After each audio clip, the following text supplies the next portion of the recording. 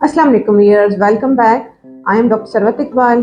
आज मैं आपके साथ एक नए टॉपिक के साथ हाजिर हूँ और आज हम जिस बारे में बात करेंगे वो है एनीमिया या खून की कमी।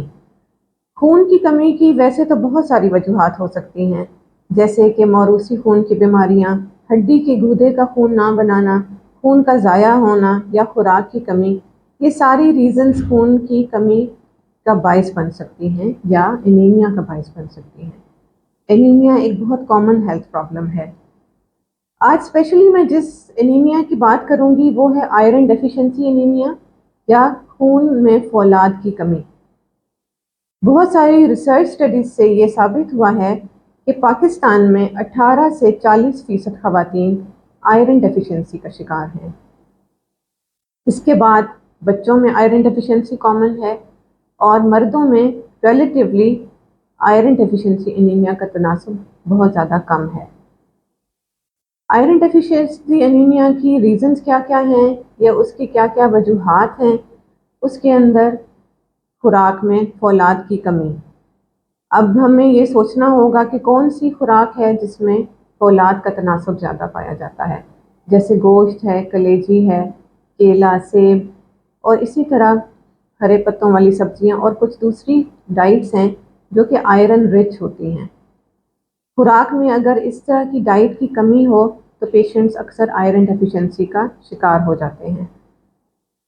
जिस्म से खून का ज़ाया होना, जैसे कि माहवारी के वक्त ख़वातीन में खून हर माह ज़ाया होता है, या वो पेशेंट्स जिनमें बवासीर का मसला हो या गैस्ट्रिक अल्सर या मैदे के अल्सर्स हों, इन पेशेंट्स के अंदर भी थोड़ा थोड़ा खून ज़ाया होता रहता है जिस्म से, जिसके नतीजे में कुछ अरसे बाद पेशेंट को आयरन डेफिशिएंसी डेवलप हो जाती है।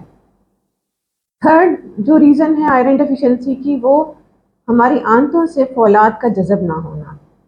कौन से केसेस हैं जिनमें आंतों से फौलाद जज़ब नहीं होती, जैसे कि गंदम की एलर्जी के मरीज़ और वो पेशेंट्स जो कुछ ऐसी अद्वियात ले रहे हों जो कि आयरन की एब्जॉर्प्शन को ब्लॉक करती हैं, और इसी तरह हमारे खाने पीने की कुछ हैबिट्स इस तरह होती हैं जिससे खाने के अंदर मौजूद आयरन एब्जॉर्ब नहीं होती। मिसाल के तौर पर बहुत सारे लोग खाने के साथ चाय पी लेते हैं या खाने के साथ कोई और ऐसी चीज़ खा लेते हैं जो कि खुराक के अंदर मौजूद फौलाद या आयरन को एब्जॉर्ब नहीं होने देती।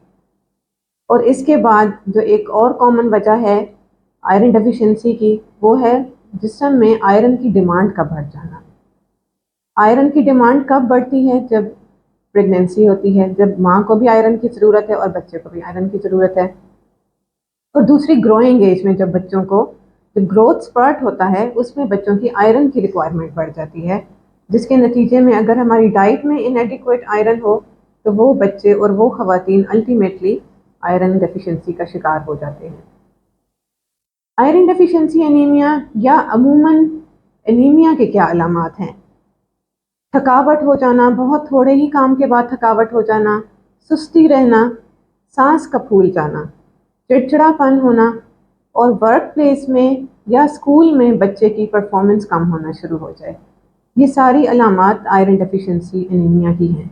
इसके अलावा कई मरीजों में दिल की धड़कन का तेज़ रहना, ये भी आयरन डेफिशिएंसी की अलामात में आता है। आयरन डेफिशिएंसी एनीमिया को डायग्नोज करने का क्या तरीका है? उसमें सबसे पहले पेशेंट का हम कंप्लीट ब्लड काउंट करते हैं जिसमें उसकी हीमोग्लोबिन को चेक किया जाता है। हीमोग्लोबिन से हमें अंदाज़ा होता है कि पेशेंट का एचबी कम है और वो एनीमिया का शिकार है। उसके बाद हम पेशेंट के कुछ मखसूस आयरन के टेस्ट करते हैं खून के अंदर, जिससे हमें ये वाज़ेह हो जाता है कि पेशेंट में आयरन की डेफिशिएंसी मौजूद है या नहीं।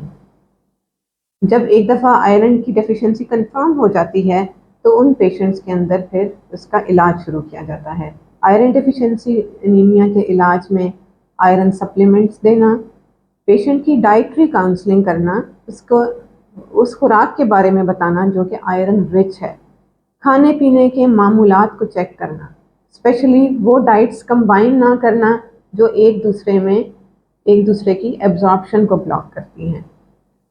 कई पेशेंट्स में आयरन डाइटरी सप्लीमेंट्स के साथ और आयरन सप्लीमेंट्स के साथ आयरन की डेफिशिएंसी को करेक्ट किया जाता है।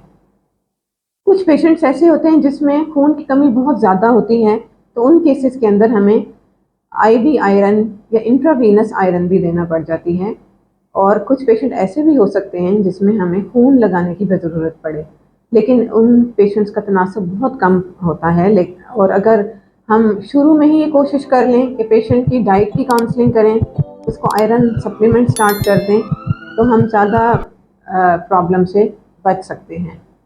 उम्मीद है आपको आज की वीडियो में काफ़ी इन्फॉर्मेशन मिली होगी एनीमिया के हवाले से, और ख़ुसूसन आयरन डेफिशिएंसी एनीमिया के हवाले से। अगर आपके जहन में इससे मुतालिक कोई भी सवाल हैं तो आप हमारे कमेंट सेक्शन में पोस्ट कर सकते हैं। इंशाल्लाह हम आपको उनके जवाब ज़रूर देंगे। Will see you in next video. अल्लाह हाफ़िज़।